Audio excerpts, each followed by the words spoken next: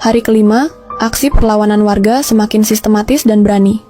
Di Bogor, ratusan orang mengepung markas GRIB terbesar di wilayah itu, yang dikenal sebagai pusat pelatihan dan rekrutmen anggota baru. Warga memutus aliran listrik dan air ke markas tersebut, lalu mengepungnya sepanjang malam. Ketegangan tinggi, tapi warga menolak mundur meski diintimidasi dari dalam. Pagi harinya, mereka menyerbu dan menghancurkan markas hingga rata dengan tanah. Anggota GRIB yang tertangkap tidak dipukuli berlebihan. Mereka diserahkan ke aparat dengan bukti video dan pengakuan korban. Warga ingin menunjukkan bahwa mereka bukan sekadar massa brutal, tapi rakyat yang menuntut keadilan. Di Sukabumi, pendekatan yang sama dilakukan. Namun kali ini warga juga menyegel rumah-rumah yang dijadikan tempat perlindungan para anggota ormas. Mereka menyita senjata tajam, motor, dan baju loreng khas GRIB. Semua bukti diserahkan ke posko hukum warga yang telah dibentuk. Di Cimahi, mahasiswa dan buruh ikut turun ke jalan. Aksi unjuk rasa besar digelar di depan kantor DPRD, menuntut pemerintah provinsi mencabut izin ormas GRIB secara permanen. Spanduk bertuliskan, "Jabar tolak premanisme," berkibar di langit-langit kota. Perwakilan warga naik ke panggung orasi dan membacakan deklarasi anti-ormas preman. Dukungan terus mengalir dari seniman, tokoh agama, bahkan pensiunan TNI dan polisi. Markas GRIB di Cikarang menjadi sasaran selanjutnya. Warga mengepung dengan strategi senyap, mendatangi titik-titik penting dari 5 arah. Komando lapangan disampaikan lewat HT dan sinyal tangan, menunjukkan betapa terlatihnya mereka sekarang. Saat serangan dimulai, GRIB tidak sempat melawan dan langsung kabur ke arah hutan kota.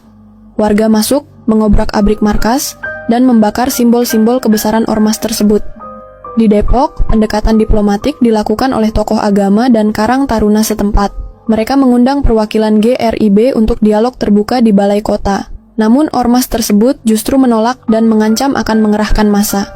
Hal itu menjadi pemicu kemarahan warga, dan malam harinya ribuan orang bergerak ke markas mereka.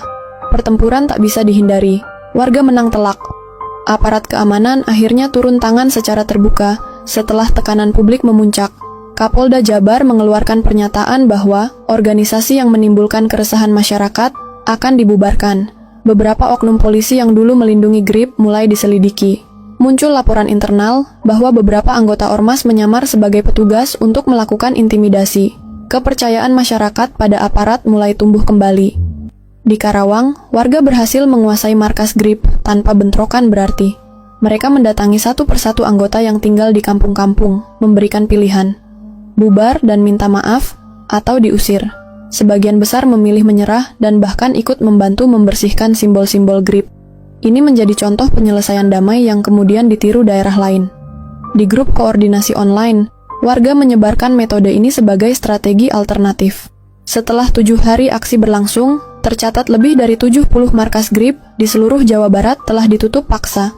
Warga mulai membangun kembali fasilitas umum yang rusak akibat ulah ormas, seperti lapangan, pos ronda, dan tempat ibadah.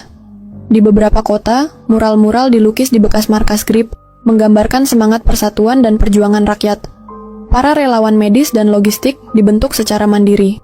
Perlawanan ini kini berubah menjadi gerakan sosial. Masyarakat juga membuat portal daring yang mendata mantan anggota GRIB yang ingin bertobat dan kembali ke masyarakat. Program reintegrasi ini diawasi langsung oleh tokoh masyarakat dan aparat. Mantan anggota diwajibkan mengikuti kerja sosial, pelatihan keterampilan, dan konseling. Ini menjadi bukti bahwa warga bukan hanya ingin menghancurkan, tapi juga memperbaiki. Pendekatan humanis ini mendapat apresiasi luas. Menjelang minggu kedua, suasana di Jawa Barat mulai tenang kembali. Tapi semangat warga tetap menyala, mereka bersiap jika ancaman serupa muncul kembali. Komunitas-komunitas anti-premanisme terbentuk di setiap kota, dilengkapi sistem koordinasi cepat dan pelatihan bela diri ringan. Mereka sadar, perjuangan belum benar-benar selesai. Partai terakhir dari perlawanan ini tinggal menunggu waktu. Minggu ketiga sejak perlawanan dimulai, situasi di Jawa Barat sudah jauh lebih kondusif. Warga mulai beraktivitas normal, tanpa rasa takut atau tekanan dari ormas. Namun di beberapa daerah seperti Pangandaran dan Kuningan, sisa-sisa anggota GRIB masih berusaha bertahan. Mereka bergerak diam-diam, mencoba merekrut kembali pemuda dengan janji uang dan kekuasaan.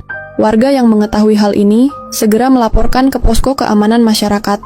Di Cianjur, sekelompok kecil GRIB mencoba mendirikan kembali markas secara sembunyi-sembunyi di gudang tua. Tapi sebelum sempat berkembang, mereka